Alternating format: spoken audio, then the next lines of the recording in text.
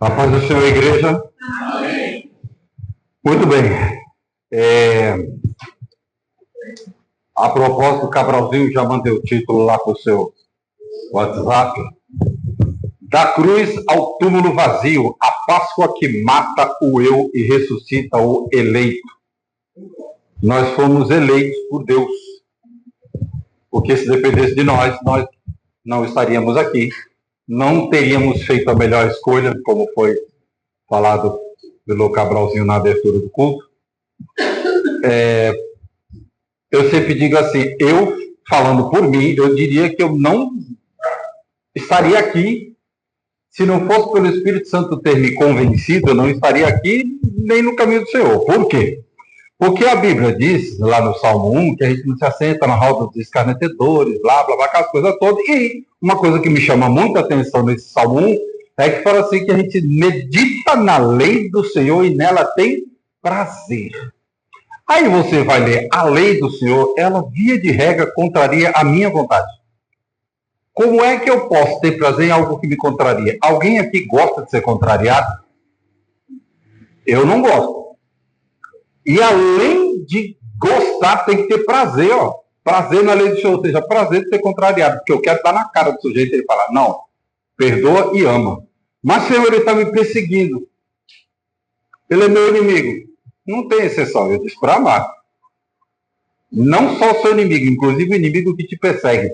Isso não é contrariar a minha vontade? É, porque eu tenho vontade de dar um soco na cabeça, arrancar de cima do pescoço com um soco só, né, para não restar testemunha. Aí ele fala assim, não, pode não, você tem que amar. Entendeu? Então, tipo assim, é ter prazer na lei do Senhor, meditar nela de noite, tem que meditar, senão não funciona, porque de vez em quando a gente comete o grave erro de esquecer da lei do Senhor, aí faz umas bobagens e depois fala, eita Deus, pequei. Mas algo que eu sempre digo e repito, ninguém tropeça aqui vai perceber 2 quadras depois, né?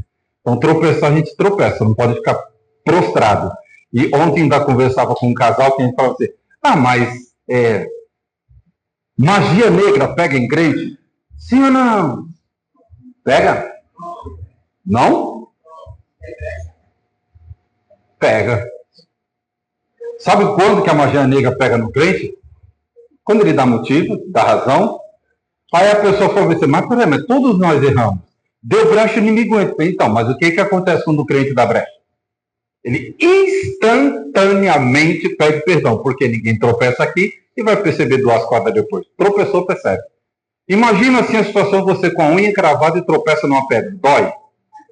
Só de pensar na unha encravada, ela dói, imagina eu tropeçando. Quem é que vai sentir a dor do tropeço na unha encravada 2 quadras depois? Não, é na hora. Então, quando você perceber que pecou, você já pede perdão. Quando você instantaneamente pede perdão porque entendeu que errou, e errou porque é falho, e o coração humano é caído desde o Éden, então, para que essa brecha não abra espaço para darmos legalidade para Satanás agir na nossa vida, nós temos que pedir perdão instantaneamente. E uma das armas para nos fazer pedir perdão instantaneamente é ter na mente de que eu preciso meditar na lei do Senhor. O que a Bíblia diz? Arrependa-se, então tem que me arrepender. Então tem que reconhecer que errei, eu tenho que me arrepender, eu tenho que confessar, eu tenho que pedir perdão e deixar. Fácil? Não. Mas é simples. Por quê? Porque está escrito, então é só cumprir. Então é simples porque está claro. Agora, fácil não é, mas temos que fazer. Então fomos chamados por Cristo e convencidos pelo Espírito Santo. Uma rápida explanação sobre Páscoa. Todo ano, desde que eu me entendo por gente, os crentes perguntam as mesmas coisas na Páscoa, assim como no Natal. Papai Noel é do diabo? Coelhinho não bota ovo? Sabe essas perguntas? Então, vou dar uma explicação rápida por que se usa o coelho da Páscoa, por que se usa o ovo de chocolate, historicamente falando. Primeiro, para nós conseguirmos fechar o assunto, nós precisamos entender o que é a Páscoa. A Páscoa, no Velho Testamento, comemorava a saída do povo da escravidão do Egito para ir para a Terra Prometida.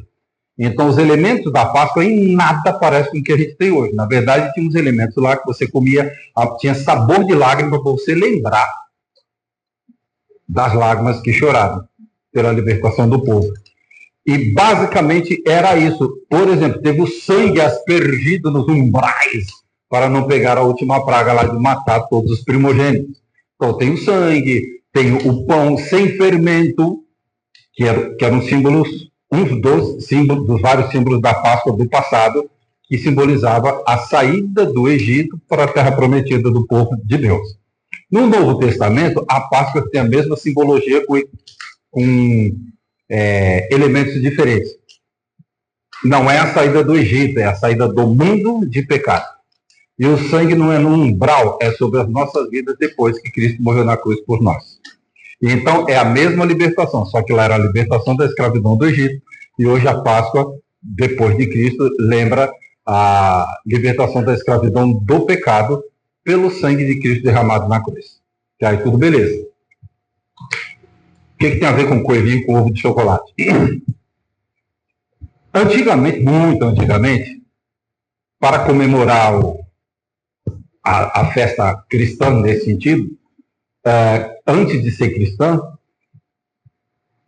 os ricos da época encomendavam ovos de galinha mesmo e davam de presente como símbolo de fertilidade. Só para comemorar. Aí o ser humano, ele fica parado pensando no que inventar. Alguém um dia falou assim, vamos fazer um ovo colorido? Vamos. E aí resolveram colocar umas ervas na água que cozinhava o ovo. Dependendo da cor da erva, ficava a cor do ovo.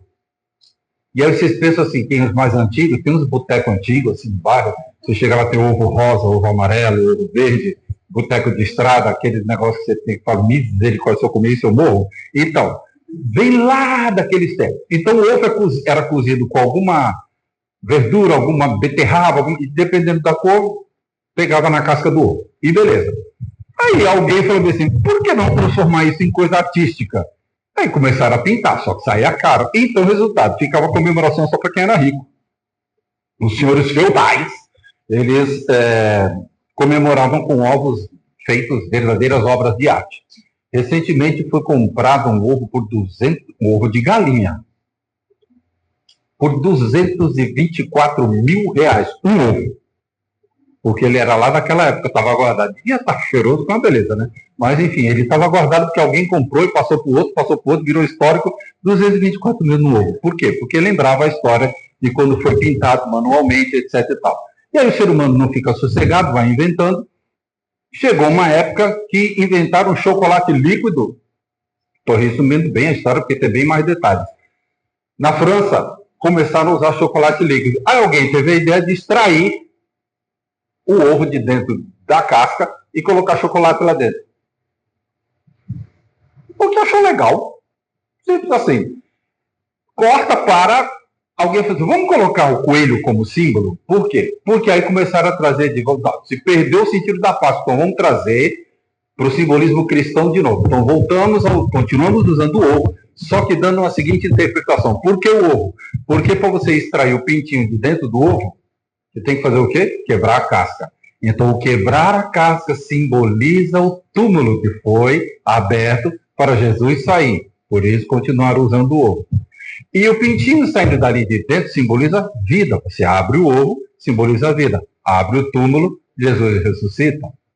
Daí por que continuar usando o ovo. E por que chocolate? Porque chocolate traz alegria.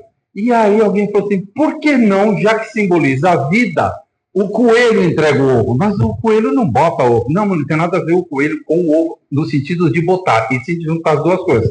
O ovo, que simboliza a vida, porque dentro do ovo tem o pintinho, que nasce dentro do ovo, e o coelho, porque ele é muito viril, e ele reproduz bastante, ele reproduz o quê? Vida. Daí porque chegamos no coelho da Páscoa e do ovo. Pergunta, é pecado dar um coelhinho de chocolate para as crianças? O que vocês acham? Sim ou não?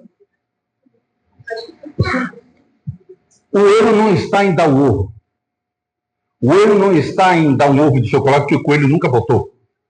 O erro não está em outro símbolo, que aí, já que é para comercializar, vamos chutar o balde. Então não se dá nem o ovo, nem o coelho. Que símbolo tem a Páscoa? Coração de chocolate, cenoura de chocolate. O importante agora é só o chocolate.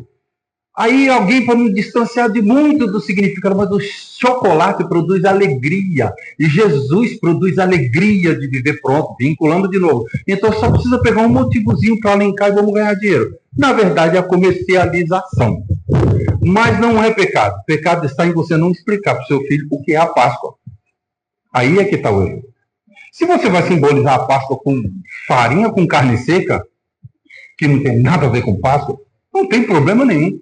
Vamos reunir aqui e vamos fazer um almoço de Páscoa. O que tem hoje? Farofa, frango assado, um jabá, uma suculenta feijoada. Eita! Rabada! Eita! O que isso tem a ver com Páscoa? Nada, é só o almoço que a gente vai fazer e vamos falar com as crianças, inclusive, principalmente, o que é a Páscoa. O que a gente vai comer hoje mesmo. Tá entendendo? Então não é que é pecado você dar ovo de chocolate com ele. O problema é você não explicar. E aí você tem o trabalho de colocar, alguns pais fazendo isso, coloca as pegadinhas, já vende até prontas pegadinhas, para você correr e descobrir onde está escondido o chocolate que o coelho deixou, etc. E ok, gente, usa a imaginação, a didática e sei lá outros nomezinhos que tem, não tem problema. Mas explica o que é a Páscoa, o que vai comer de menos. É que nem Natal, Papai Noel, velho batuta, sujeito miserável. Tá! Vamos demonizar o Papai Noel. Não precisa. O que precisa é não esquecer o sentido do Natal, que é Jesus. O que precisa não ser, o que é preciso é não esquecer o sentido da Páscoa, que é Jesus. Se é com ovo, sem ovo, chocolate sem chocolate, é o de menos. Quem é o sentido da Páscoa? Jesus. Quem é o sentido do Natal? Papai Noel, Santa Claus? Não. É Jesus. Ah, mas a Coca-Cola ganha dinheiro com isso. Ok, não compra a Coca-Cola se você estiver achando ruim. Mas, explica quem é Jesus. Explica qual é o real sentido do Natal. Por que comemoramos o Natal? E pronto, é isso que seu filho precisa saber para passar para frente. Amém? Muito bem. Então lá, da cruz ao túmulo vazio, a Páscoa que mata o eu e ressuscita o eleito. Romanos capítulo 4, versículo 25 diz assim: ele foi entregue por causa das nossas transgressões e ressuscitou para a nossa justificação. A Páscoa não é um símbolo leve, cultural ou decorativo, ela é um escândalo divino. Por quê? Pelo que Jesus passou por nós. E hoje nós vamos fazer tudo ao mesmo tempo agora. Páscoa, ceia, ressuscitação, tem história para tudo quanto é lado. Tudo voltado para Jesus Cristo. E aí nós comungamos a ceia. Por quê? Para quê? Alguém sabe dizer? Para lembrar do sacrifício. No Velho Testamento, a Páscoa era para lembrar do que o povo passou. E o povo chorava, o povo se lamentava, etc. E tal, do que passou. Hoje nós não choramos a morte de Cristo, mas lembramos a morte de Cristo com alegria, porque ele ressuscitou e está à destra do Pai intercedendo por nós, ou glória. Mas se ele tivesse batido as cacholetas e não tivesse ressuscitado, nós estaríamos chorando a morte do Mestre. Como na época choraram porque ele tinha ressuscitado ainda, então até ele ressuscitar estava todo mundo chorando, todo mundo triste. Ele já tinha ressuscitado a caminho de Emaús e o povo ainda estava triste, porque não tinha notícia de que ele tinha ressuscitado. Então, enquanto não se tornou público e notório que ele tinha ressuscitado, o povo ainda chorava. Hoje a gente não chora mais porque sabe que ele ressuscitou, então é nice comemorando com Jesus. A Páscoa confronta o homem em sua raiz mais profunda, que é o pecado. Ela não é sobre o que sentimos, mas sobre o que Deus fez. Não é sobre tradições humanas, mas sobre uma intervenção soberana e irresistível do céu na história. Enquanto muitos celebram com superficialidade, o verdadeiro Filho de Deus, o cristão, se prostra diante de duas realidades inegociáveis. Uma cruz ensanguentada e um túmulo vazio. Esse é o símbolo mais perfeito da Páscoa. Uma cruz ensanguentada, em que ele sangrou até a última gota de sangue. E ele tinha poder para sair de lá. E como costuma se dizer, o que segurou Jesus na cruz não foram os cravos nas mãos e nos pés. O que doeu não foi só a coroa de espinho. O que segurou Jesus na cruz foi o amor dele por nós. Ele podia simplesmente sair de lá. Ele falou, se eu sair, esse povo não está salvo, então eu preciso continuar aqui. O cravo era de menos. E a dor da coroa de espinho. O que mais doeu Jesus foi ele se sentir abandonado pelo Pai, porque estava sobre ele todo o peso do pecado da humanidade. E aí, por isso ele disse, nombrado Elohim, Elohim, lama sabachthani, por que me desamparaste? Porque ele estava levando sobre si todos os nossos pecados, inclusive que ainda vamos cometer. E aí, por lembrar disso, que a gente fala, cara, eu não posso continuar no pecado. Por isso eu tenho que me comprometer a meditar na lei dele dia e noite para eu não capotar. Porque quando eu errar, eu já tenho que pedir perdão instantaneamente. E, um parênteses, nós temos que saber perdoar. E isso não é fácil. É simples, mas não é fácil. Vamos trazer por um grau de dificuldade grande chamado DR. Sabem o que é isso? Quando o marido discute com a esposa com o marido. É um dos piores graus de dificuldade, porque você discute e depois vai ter que dormir junto. Quando você discute com o vizinho, bate a porta na cara, um vai conversar com o outro, se resolve depois às vezes. Mas com marido e mulher, você vai ter que dormir depois. E aí, não vou dormir no outro quarto, vou para casa de mamãe, vou dormir no sofá, sei lá o quê. Não, e aí é horroroso, porque você discute, joga algumas coisas na cara e tem que pedir perdão. E aí nós temos uma dificuldade de pedir perdão e temos uma dificuldade enorme também de perdoar. Porque a pessoa vem e fala um monte de liberdades e algumas barbaridades na sua orelha, e aí você fala assim, eu tenho misericórdia. Deus fala, então tá bom, vou ter misericórdia dela. Aí vai lá e fala assim, vou usar o meu exemplo. Luciana, você passou os limites, hein? Você exagerou. Pede perdão para ele. Aí eu estou virado na muganga da febre do rato, cheio de ira, e ela vem, amor, perdão, eu errei. Qual é a vontade que o ser humano aqui tem? Como é que é? Depois, agora sim, que essa cara lavada vem me pedir perdão e pronto. Como diria a mamãe, depois que inventaram a desculpa, ninguém mais leva tapa na cara. Pois é. É fácil perdoar depois de tudo que ouviu? Não. Mas existe opção? Também não. Existe uma ordem, perdoa. Mas, senhor, mas de novo, é só 70 vezes 7. Você não está querendo nenhuma, são 70 vezes 7. Então, é difícil pedir perdão? É, mas às vezes é mais difícil perdoar. Porque entra como uma fagulha poderosa assim, e inflama, você fica trabalhado no ódio, e a pessoa em seguida vem pedir perdão. E você fala, mas o que foi isso? Se você está atento à voz do Espírito, ele vai dizer, meu agir, só perdoa. Mas, Senhor, eu conheço você e conheço ela. Perdoa. Mas ela fez, eu já toquei no coração dela e ela te pediu perdão. Perdoa. Mas, Senhor, eu já toquei no coração dele e ele te pediu perdão. Perdoa. Mas, Senhor, esse cabo já é a terceira ou quarta vez que ele pede perdão pela mesma coisa. 70 vezes 7, o que você não entendeu. Mas, Senhor, mas eu sei que ele vai fazer de novo. Alguém me pega de surpresa, filho? Não.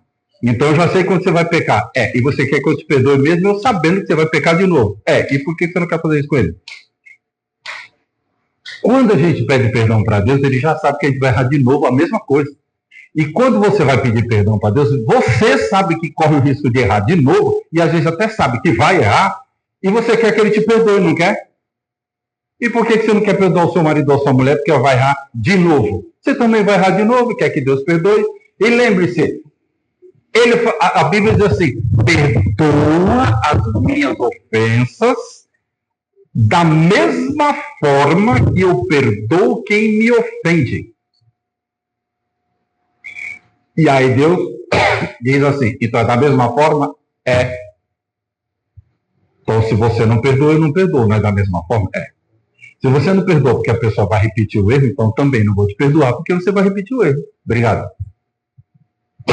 Entende? É simples assim. Então precisamos saber que o que simboliza a nossa salvação é uma cruz ensanguentada. E aqui abre um parênteses para explicar para alguém que de repente não sabe por que o evangélico usa a cruz e não crucifixo. Porque a cruz simboliza o sacrifício de Cristo na cruz por nós. O crucifixo, Jesus ainda está na cruz. Então, por esse detalhe, o cristão não usa crucifixo. Eu venho de uma época que nem cruz usava porque era idolatria. E não é uma questão de idolatria, porque eu não idolatro a cruz, e sim aquele que morreu na cruz por mim. Então, eu não preciso dele pendurado na cruz, porque ele está morando aqui dentro. Então, a cruz simboliza a minha fé. O crucifixo não, porque ele não está mais lá. Ele saiu. Essa é a diferença. E eu não estou aqui falando isso para demonizar os católicos porque usam crucifixo. É uma questão de crença e cada um na sua. Só para explicar a diferença que de repente perguntam, por que você não usa crucifixo? O teu pastor usa? Não, ele usa cruz. E qual é a diferença? E não sei. Então saiba que a diferença é essa. Cruz não tem Cristo. Crucifixo, Jesus ainda está lá e para nós Jesus ressuscitou, ele não está mais lá. A cruz declara, você merecia morrer. O túmulo vazio declara, Cristo venceu por você. Então vamos lá. O Cordeiro Pascal, substituição que nos condena e nos salva.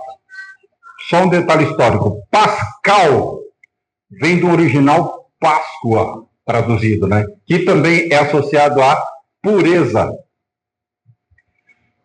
inocência e também à passagem da escravidão para a liberdade ou da morte para a vida. Por isso, Pascal. Por causa dessas coisas de inglês, de português que eu nunca entendo, porque se fala Páscoa e referindo-se a Páscoa não fala Pascoal, e sim Pascal, por causa do original. Eu continuo sem entender, mas esse negócio aí. Cristo não morreu como mártir, ele morreu como substituto, por isso uma morte vicária. Algumas pessoas já ouviram, morte vicária. O que é morte vicária? Morte substitutiva. A morte de Cristo foi vicária, porque ele morreu para nos substituir. Quem tinha que ir para a cruz éramos nós. E aí ele morreu na cruz por nós, em substituição a nós. Então ele não foi um mártir. O que é um mártir? Aquele que morre sofrendo por uma causa. E Jesus não morreu sofrendo por uma causa. Ele morreu no nosso lugar, porque nós não teríamos a menor condição de morrer pela causa.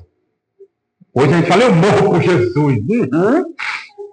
Tá. Estou entendendo. Jesus sabendo que, filho, você fala de Pedro que me negou 3 vezes, mas realmente você morreria por mim? Você ia fazer pior do que Pedro, filho. Então deixa que eu vou lá morrer por você. Então ele foi lá na morte vicária, que é uma morte substitutiva. Na cruz nós não vemos apenas o amor de Cristo por nós, nós vemos a justiça sendo feita. O homem está totalmente depravado e não parcialmente. Ele está doente, mas espiritualmente morto, por causa da queda lá no Éden. Então nós temos uma inclinação natural para o erro. De que forma a gente entende isso?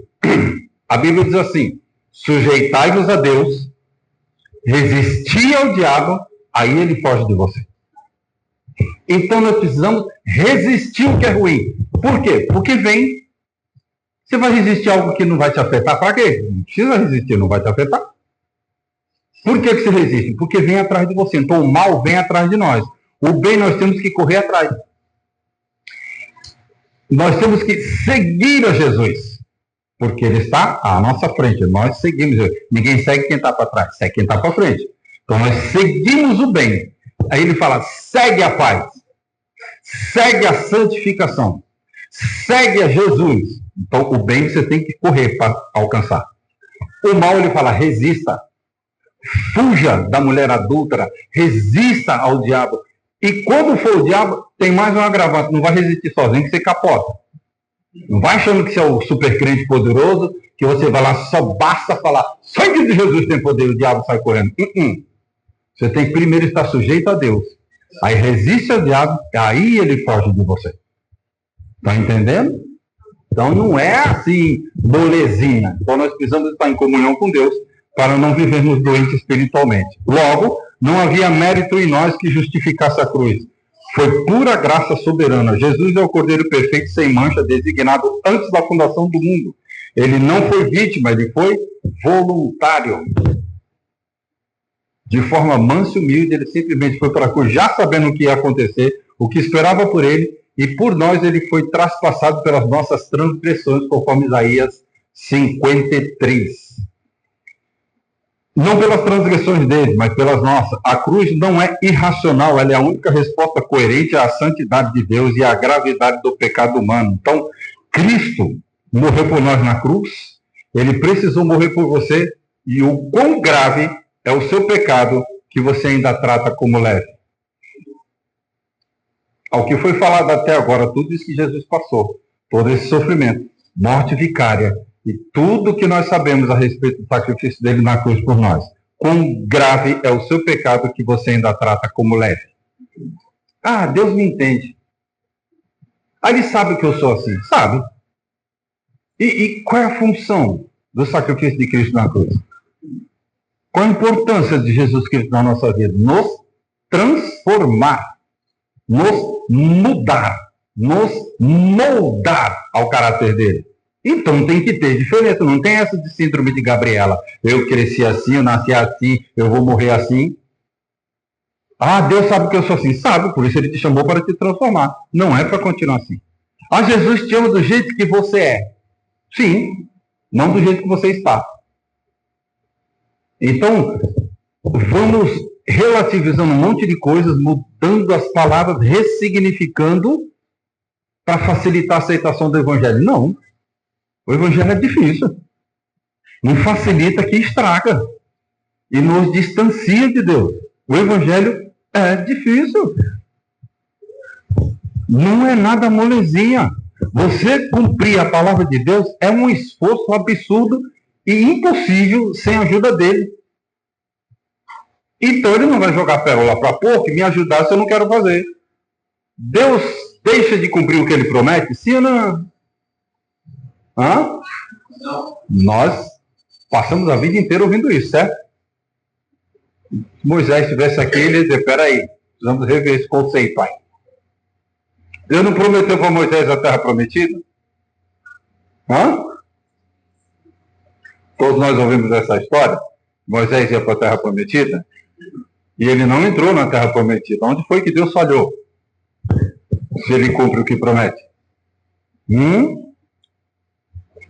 Foi Deus que falhou? Então quem falhou? Existem várias frases, louvores e afim. Eu não morrerei enquanto o Senhor não cumprir em mim tudo o que ele prometeu. Essa frase é perigosamente enganosa. Porque aí você descansa, não na sombra do onipotente, mas na preguiça espiritual. Deus prometeu, agora é só relaxar e aguardar que ele vai cumprir. Ele prometeu, mas qual circunstância? Diante de qual circunstância? O que você precisa fazer? Obedecer. Se não obedecer, então não recebe. Tá falando, Senhor, eu não recebi. Meu ouvido não está gravado e minha mão não está encolhida. O que faz separação entre eu e vocês são vossos pecados. E por que ele faz questão de dizer isso? Ó, a mão está aqui. Tem alguma coisa separando eu e você, ou seja, você não vai receber a bênção enquanto você não sair daqui e vier para cá. Minha mão está aqui. E o que está impedindo? Os vossos pecados. Então não adianta ter uma vida totalmente largada e dizer, Deus prometeu, ele vai cumprir. A minha mãe ora por mim toda noite. Deus não tem neto. Deus só tem filhos. A oração da sua mãe pode muito em seus efeitos, a dela e de qualquer outro justo. Pode? Pode. Mas a oração da sua mãe te salva? Não. Pastor, o senhor está dizendo que a oração de mãe não salva o filho? Não salva. O que salva filho é ele ouvir a voz do Espírito e ceder ao Espírito Santo. E se o Espírito Santo o convencer, está salvo. Se não convencer, vai para o inferno. Com a mãe orando e tudo. É simples assim, irmão. Horroroso de se ouvir? É. Difícil de se ouvir? É. Mas o Evangelho não é molezinha, não. E você tem que cuidar da sua vidinha. Você tem que evoluir a sua salvação, não é sua mãe, não é seu pai, não é o pastor da igreja, não é o irmão abençoado, não é o profeta, não é a pessoa de oração que põe a mão e o demônio está correndo. É você. Salvação é individual. Portanto, ninguém salva ninguém. Você pode apresentar o Evangelho, você pode falar de Jesus, você pode orar pela pessoa, você pode discipular a pessoa, mas se ela não se comprometer com Jesus, não vai acontecer nada. Tocou a trompeta, não está firme com Jesus, fica. E de repente você é um pouco mais sabidinho, não é bem assim, né? O calvinismo diz, não estou falando de calvinismo, não estou falando de arminianismo, de wesleyano, eu estou falando de salvação. Se você não tem santificação, vai para o inferno. Com teologia e tudo. Por quê? Porque seguir após com todos a santificação sem a qual ninguém verá o Senhor. Não tem teologia que te salve. Não tem filosofia que te salve. Se você não for santificado em Cristo, não vai para o céu. Portanto, vai para o inferno. Então, o que te salva? A santificação com Jesus. De que maneira você acreditar nisso? Aí podemos entrar em méritos teológicos, mas não vai alterar em nada se você não tiver santificação. O túmulo vazio, a vitória que não pode ser negada. A ressurreição não é simbólica, é histórica, corporal e gloriosa. Se Cristo não ressuscitou, toda a fé é inútil, segundo está escrito em 1 Coríntios, capítulo 15. Mas ele ressuscitou de fato. A ressurreição é a prova de que o sacrifício foi aceito. E era necessário que ele morresse, e era necessário que ele ressuscitasse. E é fato que ele ressuscitou. A ressuscitação é a garantia da nossa futura ressurreição. Sepultados com Cristo, ressurgimos com Ele. Nós morremos para o pecado e ressuscitamos para uma nova vida. As coisas velhas se passaram, agora tudo se fez novo. Mas para isso passar, você primeiro tem que morrer para o mundo, morrer para a carne, morrer para o pecado e ressuscitar em Cristo Jesus numa nova vida espiritual. Não para ser metido a besta, porque crente não pode, não deve, não tem que ser, e não é metido a besta. Crente de verdade não é. Esses crentes que usam a salvação para o ego, dizem assim, eu sou de Deus, você é do demônio. Eu estou salvo, você não. Isso não é anunciar o evangelho. Isso é provocar ira. Isso é provocar birra dos outros. E você não tem que usar isso. Porque ainda tem uns que vão dizer, mas você fez tal coisa. Mas Jesus morreu por mim, eu peço perdão e está tudo limpo. Você não. Mas, cara, você fez a mesma coisa que eu, por que você está salvo ou não? Porque eu sou de Jesus e você não é. Então, o meu pecado está perdoado, o seu não.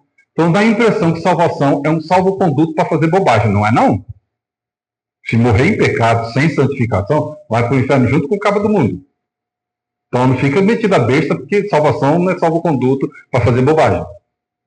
A diferença é que, tipo assim, opa, eu sei em quem tenho crido, e eu tenho o Espírito Santo em minha vida. Então, ao invés de dizer assim, mas é que eu estou salvo. Não, eu realmente não tinha que ter feito isso. Eu errei. E eu reconheço que errei porque o Espírito Santo me convenceu do erro. O Espírito Santo me convenceu do pecado. Não é porque eu sou legal, não é porque eu sou o cara. Porque eu entendo, por ser de Deus, que isso está errado. Isso é consciência de pecado, que o mundo não tem. Aí sim, o mundo não tem consciência de pecado. Então ele faz e está feito. Ele pode ter consciência moral, alguma coisa que socialmente não é aceita de forma moral, então ele considera imoral, por isso ele não faz. Então, tipo assim, o mundo entende que adultério é errado, não porque é pecado, e sim porque é errado, porque moralmente não é aceito, só por isso. No Brasil, que, por exemplo, em alguns países lá de origem oriental, eles aceitam. A poligamia não é boa, então não é pecado. Então não é porque é pecado, é porque moralmente não é aceito como algo certo. Simples assim. Entende? Então a nossa diferença é que nós temos consciência de pecado. E aí, independente de que país você esteja, se a Bíblia diz que é pecado e acabou. E não tem que relativizar. Depende. Não depende. Se está escrito que é pecado, é pecado. As palavras de Deus jamais passarão. A palavra de Deus não muda. Deus também não. Ele é o mesmo ontem, hoje e eternamente. A gente fala isso, mas depois a gente quer relativizar. Depende. Naquele tempo, se Deus disse que é errado e acabou. O túmulo vazio não apenas anuncia a vitória, ele exige resposta. O homem natural rejeita essa verdade, pois ela destrói o seu orgulho. Mas o regenerado, pelo Espírito, se rende. Ele não fica lá, será? Não. Ele acredita e pronto, aquilo funcionou como uma verdade para ele. E nós temos que entender isso, senão já é algo assim. Você vive como alguém que realmente crê na ressurreição ou como alguém que é ainda preso ao túmulo do pecado? Isso é uma pergunta para nós cristãos, não é para o mundão. Porque às vezes a gente está na igreja, mas está preso no pecado. E muitas vezes com enganação de tipo assim, Deus me conhece, sabe que eu sou assim. Sim, ele sabe. Você também. O que está faltando para você se corrigir? Precisa se corrigir à luz da palavra. Não pelo que eu estou falando porque sou pastor, mas pelo que a Bíblia diz. A passagem da morte para a vida, uma transformação real. Páscoa significa passagem, mas não apenas uma ideia, uma realidade espiritual. Não é apenas Cristo que saiu do túmulo. É o eleito que sai da morte espiritual para a vida em Deus. Então, Jesus saiu do túmulo. E o que significa essa passagem para nós? Que nós também saímos da morte espiritual e viemos para a vida espiritual. Essa é a vida em abundância que Ele nos dá. E que muitas vezes é traduzido de maneira triunfalista, de maneira... tem um nomezinho lá que eu acabei de esquecer. Da teologia da prosperidade, que Jesus disse, eu vim para vos trazer vida em abundância. E a gente entende que essa abundância é financeira. Você pode ter abundância financeira, mas não é essa coisa mais importante da vida. O Cabralzinho estava fazendo a abertura aqui, eu estava pensando umas coisas enquanto ele estava falando. E ontem eu estava conversando com um casal, e aí, no meio da conversa, surgiram alguns testemunhos, etc e tal. Depois eu fiquei pensando assim, eu tenho um monte de testemunhos. São 23 ou 21 anos. 23 anos que eu convivo com um negócio chamado trombofilia, que é um defeito genético no meu sangue que gera trombose espontânea. Se o meu sangue do nada resolve, epa, fim de coagular hoje, aí ele coagula, e se esse êmbolo subir para o pulmão, dá embolia pulmonar, que mata em 15 segundos, pode ir para a cabeça dar um AVC, que mata ou deixa com séria sequela, ou pode para o coração dar um infarto fulminante e mata. São 3 opções interessantes. Eu já tive 6 embolias pulmonares, derivadas de 9 tromboses venosas profundas. E estou vivo, porque eu sou legal, sou especial, e Deus resolveu ter um charme diferente com o negão aqui. Não. Eu não sei explicar o porquê. Exceto que é o amor dele por mim, eu também não sei explicar por que tanto. Mas ele tem, e ok. Não significa dizer que ele ama menos vocês. Mas o que eu quero dizer com isso? O mais importante para mim não é contar os milagres. Não é contar quantas vezes Deus me livrou. Quantas vezes eu cheguei pertinho da morte, dei aquele, no desenho animado, aquele sujeito com capuz preto com a foice, eu baixei ele e passou direto. Não. Não é quantas vezes ele me curou. E sim porque eu ainda continuo vivo. Para a glória dele. Porque se eu prevalecer só pelos milagres, essa igreja poderia encher de gente atrás dos milagres de Deus. E não atrás do Deus do milagre. E não importa. Se Deus tivesse me livrado dessas 9 vezes, eu tivesse no boteco enchendo a cara e batendo a minha mulher todo dia. Que valeu, tá curado. Estou minimizando o milagre de Deus? Não, sou muito grato pelos milagres que Ele fez por mim. E continuo grato.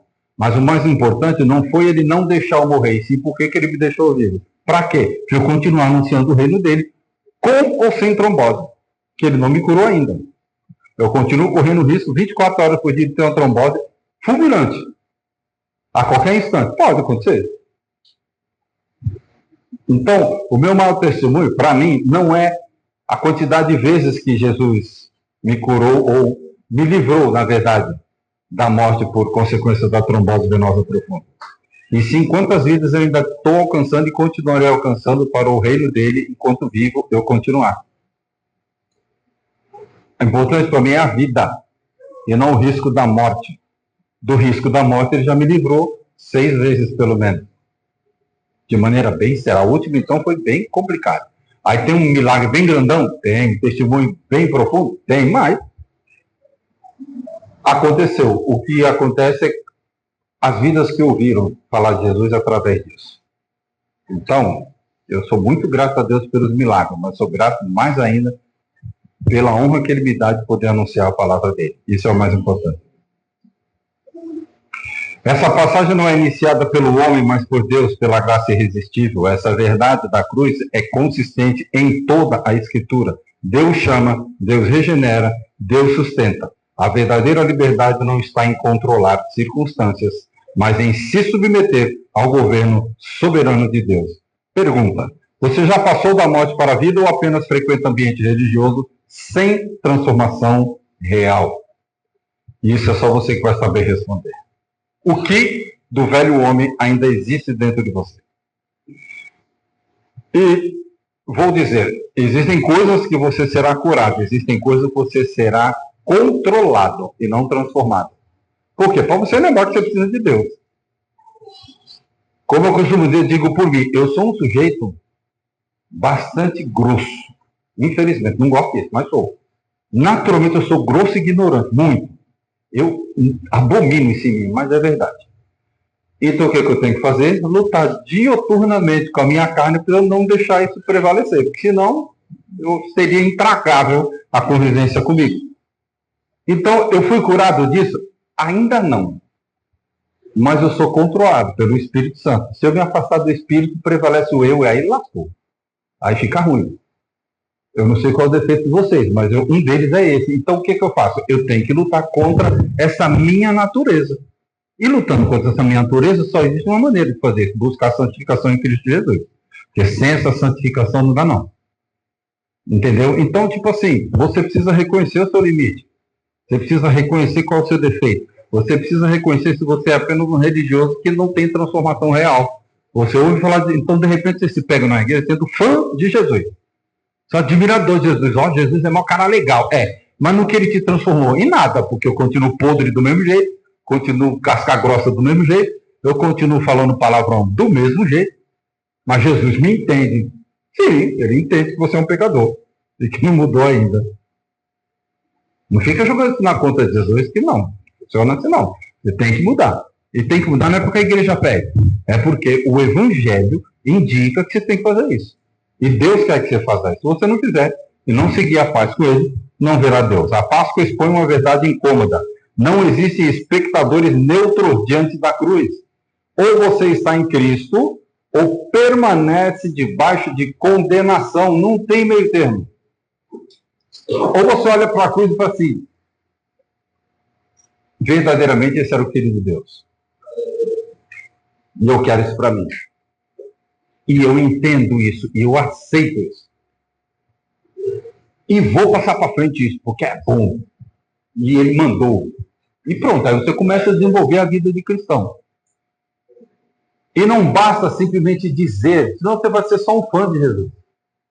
E fã, você conhece algum fã clube?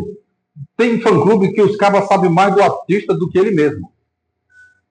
Que às vezes o artista esquece alguns detalhes da vida e o fã fala, não, mas naquele dia você fez tal show, não sei aonde. Eu já vi isso, o cara dizer, rapaz, é verdade. A pessoa lembra mais do que eu mesmo. Pois é. Então o fã, às vezes, ele sabe mais do ídolo do que o próprio ídolo. Não dá para acontecer isso com Jesus, porque Jesus sabe tudo. Mas o fã de Jesus, ele conhece teologia, ele vai em todos os cultos, ele prega, ele canta, ele chora, ele ora, mas não foi transformado. É só um fã. Conhece tudo de Jesus. Sabidinho na Bíblia. Mas não foi transformado. É só um admirador. É só um fã. E para Jesus não funciona. Você pode ser o cara mais conhecedor da Bíblia do mundo. Você pode ser o cara que mais fala de maneira eloquente o Evangelho. Ele vai preferir aquele que fala o português errado no silêncio do quarto. Falando, Senhor, nós está aqui.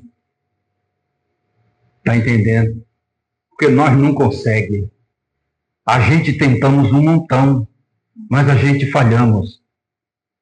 E Jesus ouve mais esse cara do que o outro chegar, amantíssimo Deus e eterno Pai. Ó excelso e augusto magnânimo Senhor, eis-me aqui diante da tua plenitude, ó glória. Mas é só da boca para fora. Falando um português todo eloquente, mas não tem transformação. Humildezinho falando português errado, nós vai, a gente fuma, mas fala de coração. O que não significa dizer que não tem que estudar. Obviamente que tem que falar correto. Mas vai dentro da sua limitação. Que o importante é o seu coração com Deus. E fala, deixa Deus te usar. Com português rebuscado ou não. Deixa Jesus falar através de você. E pronto. Simples assim. Amém? Muito bem. Não permaneça debaixo de condenação. Não há meio termo. Não há religiosidade que substitua a regeneração. Não há emoção que substitua arrependimento genuíno. Você celebra a cruz, mas ainda ama o pecado? Você fala da ressurreição, mas vive como morto? Você participa da ceia, mas rejeita a entrega total? Eita! E aí que então você está tomando ceia para sua própria condenação. Você rejeita a transformação. Você rejeita ter que pedir perdão. Você rejeita ter que perdoar. Aí fala, não, eu vou tomar ceia, depois eu me resolvo. E não resolve. Lembra que Jesus sabe tudo, antes, durante e depois. Então ele sabe que você está falando que vai resolver e não vai. Então qual é o remédio? Nem vem na ceia para você não ficar exposto, né? Não. Vem. Ah, você vem, mas também não toma ceia. Também não. Está errado. Não, então eu vou tomar de qualquer jeito. Não. Se converta antes. Senhor, é agora, eu quero te pedir perdão, porque eu estou aqui no momento de ceia e estou me sentindo indigno de participar. Por quê? O indigno que fala na passagem da ceia, eu entendo que nenhum ser humano é digno de participar da ceia se depender de si mesmo. Aquele digno que diz lá é tipo assim, você sabe o que você está fazendo? Você sabe o que foi que Jesus fez na cruz por você? Você crê no que Jesus fez por você na cruz? Creio. Você aceita isso? Aceita. Então toma ceia. E os meus pecados? Se converta. Se corrija. Simples assim. Ah, basta participar da ceia? Não, depende de como você está pensando. Lembre-se que naquela ceia, a primeira de todas, com Jesus, tinha um sujeito lá chamado Judas. Ele estava na ceia. E tinha um outro do lado de Jesus, ao lado dele na cruz, que não participou da ceia, mas foi salvo. E Judas, que estava na ceia, estava condenado. Então não é a ceia que transforma. É isso aqui. Você entendeu? Entendeu. Então, de forma digna, você sabe o que é aquilo, então vai lá e toma ceia. Ah, mas tem um monte de coisa para resolver. Resolva. Ah, deixa eu resolver primeiro. Não, senão o sacrifício de Cristo da cruz não tem valor nenhum. Você se resolve. Eu só uso limpante. Eu vou lá, aperto o botãozinho, resolvo. Não. Você precisa de Jesus para se transformar. Então eu pensei, eu não consigo, mas eu quero. E eu vou lutar para conseguir isso aqui. Eu tenho dificuldade de perdoar, mas eu vou perdoar. Se eu tenho dificuldade de pedir perdão, mas eu vou pedir perdão de coração, não da boca para fora. Então eu vou chegar para o Marcos, supondo que eu tenho algum problema com o Marcos. Marcos, você me perdoa em nome de Jesus que eu preciso tomar ceia? Não, não é assim. Estou te pedindo perdão porque eu preciso tomar ceia. Quer dizer que se hoje não fosse culto disso, eu não te pediria perdão. Esse é o princípio que eu tenho que ter. Você pediria perdão para o Marcos se não fosse ceia hoje? Não, então não adianta pedir hoje, porque é ceia. Está errado o princípio. Você tem que pedir como, tipo assim, em qualquer lugar eu pediria perdão, porque agora eu entendi que eu tenho que pedir perdão. Então, Marcos, chega aí. Independente de ceia, cara, eu não posso permanecer desse jeito. Eu sei que há algo entre eu e você que não está legal. Note que não precisa de ceia. Lembra da oferta que eu falei assim, se você sabe que teu irmão está com um probleminha com você tem probleminha com ele, deixa a tua oferta de lado, vai lá, corrige com ele primeiro, depois você traz a oferta. Não tem nada a ver com ceia. Então ceia não transforma ninguém. Ceia é só para você ter toda vez que tem. Se a gente falar a mesma coisa, você ó, presta atenção no sacrifício da cruz, não na sua atitude da ceia. A atitude da ceia tem que ser derivada do sacrifício de Cristo na cruz. Então, peça perdão de coração, perdoe de coração. Mesmo que você já tenha perdoado Marcos e ele nascer, você fala, eu sei do meu coração e eu sei que ainda tem probleminha com o Marcos. Marcos, eu preciso te pedir perdão. Não foi pedir perdão para o Senhor, pastor. Não, eu preciso te pedir perdão porque eu menti. Eu disse para você que estava perdoado, não estava não, que meu coração não te perdoou. Então agora sou eu que estou errado. Eu preciso te pedir perdão porque eu disse que te perdoei, mas não perdoei. Mas hoje eu estou ouvindo a voz do Espírito e por isso eu estou aqui para te pedir perdão, porque efetivamente o diabo não pode continuar existindo entre nós. E aí ele vai entender que isso é um pedido de perdão de coração. Entendeu? Tem alguma coisa a ver com a ceia? Isso não. Mas na ceia eu fui levado a prestar atenção no que Jesus fez na cruz por mim. E aquilo tem valor. Não o que o Marcos vai pensar de mim. Não, não tem isso. É o que Jesus vai pensar de mim. Não, ele não vai pensar, ele já sabe. Ele só está esperando você fazer. Então vai lá e faz. Vai lá e perdoa, vai lá e pede perdão, vai lá e corrige. Deixa de fazer, confessa, reconheça. Simples assim. Pare de domesticar a cruz. Pare de transformar a Páscoa em um evento emocional. Cristo não morreu para melhorar a sua vida. Ele morreu para matar o seu velho homem. Lembra que eu disse aqui? Eu glorifico a Deus pelos milagres, pelas libertações, de todas as vezes que eu internei, blá, blá, blá, blá, blá, blá. Glorifico a Deus, mas não por isso só. O principal é glorificado por ele morrer para matar o meu velho homem. Com trombose ou sem trombose, eu tenho que saber perdoar e perdoar. Eu tenho que saber a verdade, conhecer a verdade e praticá-la para que ela me liberte. Essa verdade me liberta, porque eu ouvi, vou lá e peço perdão. Então, Jesus não morreu para me dar uma vida melhor, para me dar o carro do ano. Ele pode me dar? Pode, mas não foi para isso que ele morreu. Jesus não morreu para me dar a casa própria? Pode me dar? Pode, mas não foi para isso que ele morreu. Jesus não morreu por ter a saúde 100%. Posso ter? Posso, mas não foi para isso que ele morreu. Jesus morreu na cruz para matar o meu velho homem, para fazer eu deixar de ser aquele nojo de pessoa que eu sempre fui, e agora ser transformado, e as pessoas dizem assim, rapaz, quem te viu, quem te vê. Eu falei, pois é, quem me viu, viu a mim. Quem me vê hoje, vê Jesus. É isso que as pessoas têm que falar de você. Sandra, quando eu te... Nossa, Sandra, você está bem diferente. É porque aquela Sandra morreu faz tempo. O que você está vendo hoje aqui é Jesus. Eu sou o reflexo de Cristo. Ó, nós temos que ter peito para fazer isso. A gente lê Paulo falando isso, acha bonitinho, mas a gente tem que ter cacife para falar como Paulo. Simples assim. Como é seu nome? Gustavo. Gustavo frequenta alguma igreja, Gustavo? Você frequenta alguma igreja? Ainda não. Mas olha só, o Gustavo está aqui, no meio de gente crente. Beleza. O que ele tem que ver? Gente bonita? Não, necessariamente, porque senão eu estou lascado, porque eu não sou bonito. Mas o que o Gustavo tem que ver? Jesus. Onde ele está vendo Jesus? Jesus está aqui? Sim ou não? Jesus está ou não está aqui, gente? Mas você está vendo Jesus? Miserável pecador porque não está vendo Jesus? Não. Ele não está vendo Jesus porque ele não sabe como é que funciona isso. Ele não tem essa vivência. Até ele ver que Jesus está manifestado na vida da Sandra, na vida da Luciana, na vida da Karen, na vida da Kátia, só quando ele tiver essa intimidade com Jesus. E essa responsabilidade é de quem? Nossa. Aí ele vem na igreja que ele não vê Jesus, mas também não sente Jesus. Só vê bobagem? Não. Então nós temos que ser representantes do reino na terra. Então eu fui na igreja para conhecer Jesus. Através de quem? Da minha vida. Então eu tenho obrigação de tratar o Gustavo bem? Tenho. Só para ele me achar simpático? Não. Porque Jesus mandou. Porque Jesus diz assim, eu amo você, Gustavo. Quem falou isso? O pastor da igreja não foi. Jesus que falou isso para você. Eu não te conheço. Como é que eu posso te amar se eu não te conheço? Em tese a gente só ama quem a gente conhece, certo? Mentira, não.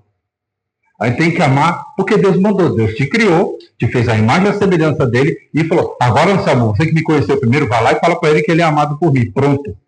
Eu não sei o que você faz, o que você deixou de fazer, se você peca, o que você deixa de pecar, não me interessa. Eu não tenho que me interessar pelo seu dia a dia, eu tenho que me interessar pela sua alma. E a sua alma Deus ama. E é isso, eu não estou falando de religiosidade, porque você pode vir aqui e nunca mais voltar e ir para outra igreja. Também não estou preocupado com isso. Minha preocupação é que você saiba quem é Jesus. E aí você poder olhar do lado e falar assim, olha um monte de Jesus. Cristão, uma das traduções de cristão, é pequenos cristos. Ou seja, cada um aqui é reflexo de Cristo na terra. Então essa menininha simpática que está do seu lado, independente de você ter amizade com ela, ela tem a obrigação de representar Cristo na terra, na sua vida. Quando te perdoa, quando te ouve, quando ouve seus, dependendo do grau de intimidade que você tem com ela, que eu não sei qual é, saber de algum problema seu e não fofocar para os outros, não passar para frente, não praticar bullying com você. Está entendendo? Isso é ser Jesus. É agir como Jesus. E é isso que você tem que ver. Quando você conhecer um cristão, você dizer, rapaz, eu conheço a história desse cabo, não é nada bonita. Não é porque a história que eu tinha, não tinha Jesus, mas agora tem. Então a minha vida e a de qualquer um aqui divide-se antes e depois de Cristo. As coisas velhas se passaram, agora tudo se faz novo. Então eu tenho obrigação de seguir a santificação, senão eu não vou ver Deus. Então quer dizer que eu tenho que ser santo para você ver que eu sou santo? É. Eu não preciso ser santo para Deus, para ganhar Deus. Ele é que me ganhou. Percebe? Então essa santificação, sem a qual ninguém verá o Senhor, é a santificação que eu tenho que ter com o Gustavo, que não conhece Jesus, mas tem que ter com a Sandra, que conhece Jesus. Tem que ter com o Benítez, que conhece Jesus. Eu tenho que ter com... Quem é a mais nova aqui? Ah, pequeno... Não, cadê? Aquela lá. Quantos anos tem esse pequeno ser? Hã? 2 anos e meio. Não faz ideia de quem é Jesus ainda. Mas ela tem que crescer vendo que aquele cabo ali tem Jesus. É isso que ela tem que ver. Entendeu? Com quem tem consciência, quem não tem. Porque o meu compromisso não é com ela. Isso, agora confirmou. Estava fazendo os dedinhos ali. Então, o meu compromisso de santificação é com Deus. Através da minha convivência com as pessoas. Porque eu não tenho que convencer Deus. Amém? Então, só repetindo, Cristo não morreu para melhorar a sua vida, ele morreu para matar o seu velho homem. Se não há mortificação do pecado, não há evidência de vida em Cristo. Você é um morto espiritualmente. O evangelho não é confortável, ele é transformador. Então não fique buscando uma igreja que prega o evangelho confortável, bonitinho, tranquilo, que não confronta o pecado. Um evangelho que não cobra atitude bíblica, cristã. Isso não é evangelho. Isso é manipulação da Bíblia, não é evangelho. Evangelho é aquele que confronta assim, você está errado. Você nasceu perturbado das ideias.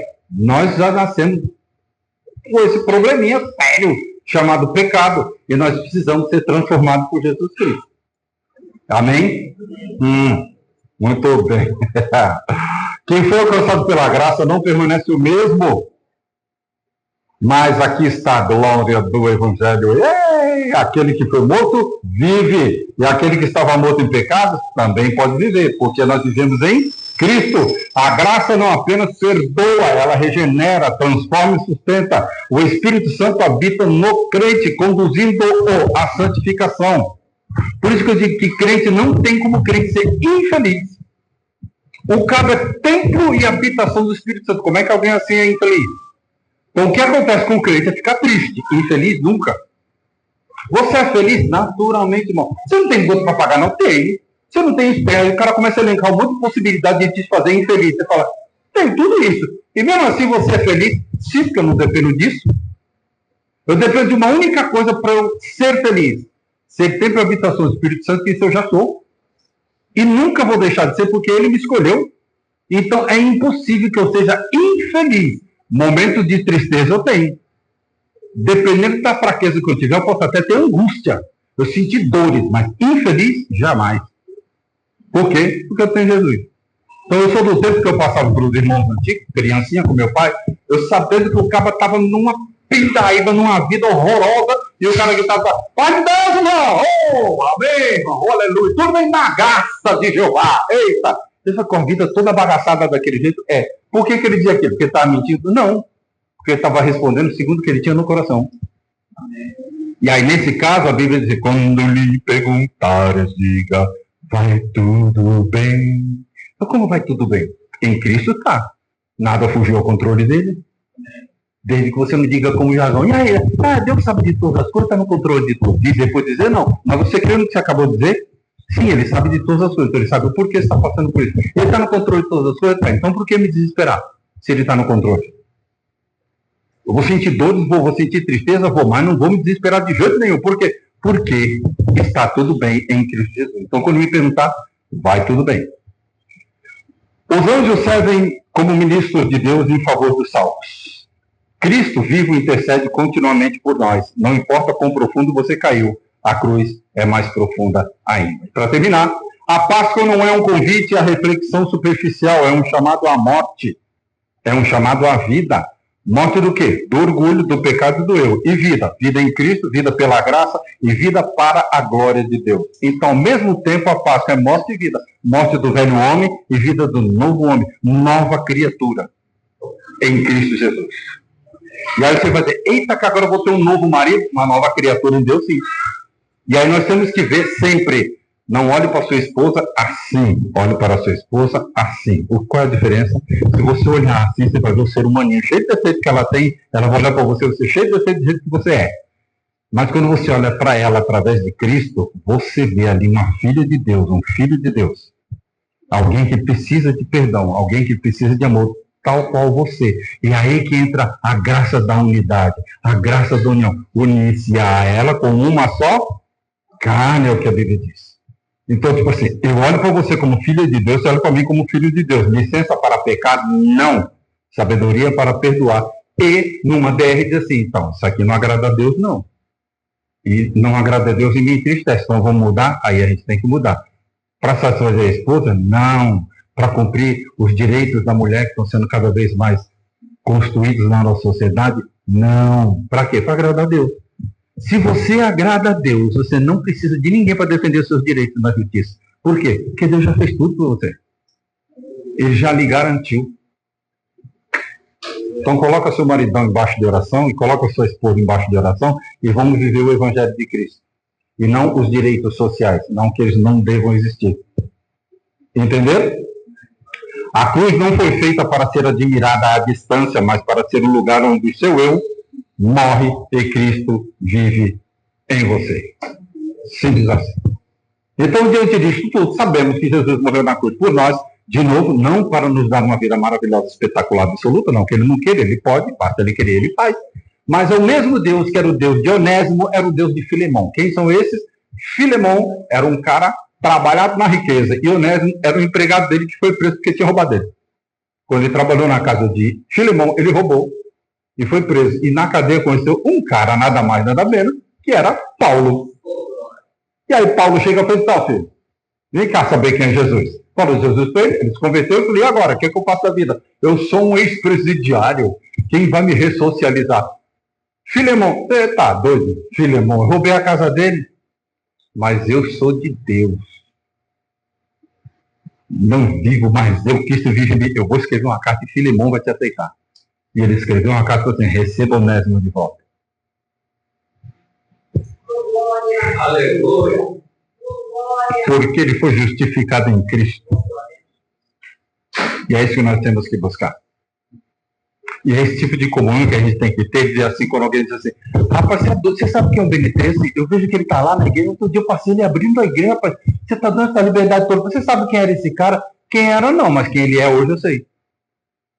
Por quê? Porque eu conheço, porque a esposa dá testemunho, porque os filhos dão testemunho. Você sabe quem está aí? Sei. Quem ela era? Não sei quem ela era, mas eu sei quem ela é agora. Por causa do testemunho dela, porque ela agora é representante de Cristo na Terra. E é isso que eu tenho que ter com todos vocês e vocês com todos nós. E aí Deus simplesmente faz.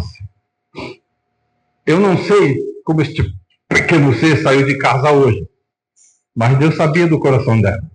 E aí ele pega aquele outro pequeno ser ali e fala, vai, não vou, vai, não vou. Aí ela vai e diz assim, eu estava aqui me segurando para fazer, mas eu tenho que fazer. Vai lá e faz. Simplesmente para, na prática, mostrar que ele te ama. Talvez você, de alguma forma, não estava percebendo isso. E não está em pecado por conta disso. Isso acontece com qualquer um. E aí Deus num capricho fala assim, peraí que eu vou dar um jeito de fazer um mimo com você hoje. Aí ele pega no meio do monte de gente e faz a pessoa parar o louvor para ir lá te abraçar. Nós precisamos estar sempre dispostos e disponíveis a sermos a extensão dos braços de Deus. Como eu disse para ele, está vendo Jesus aqui? Não, mas Deus vem e abraça. Você viu Deus abraçando? Deus não, mas a filha de Deus eu vi. Isso era Deus materializando-se na vida dela e dando um abraço nela, porque ele sabia que ela precisava. Então nós aqui precisamos estar dispostos e disponíveis a ser o abraço de Deus.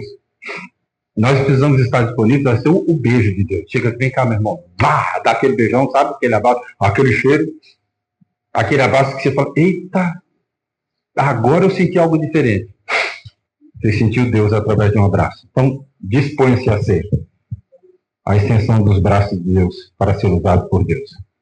Jesus morreu na cruz para isso. Esta é a vida em abundância. E não riqueza. Não que ele não possa dar e não que seja errado ser rico. Não é isso que eu estou dizendo. Mas compreendam. Você tem consciência do que foi que Jesus fez na cruz? Está para além de chocolate, de coelhinho da Páscoa. Essas diferenças sociais e comerciais, etc. Eu expliquei no começo. Isso é só coisa comercial, etc.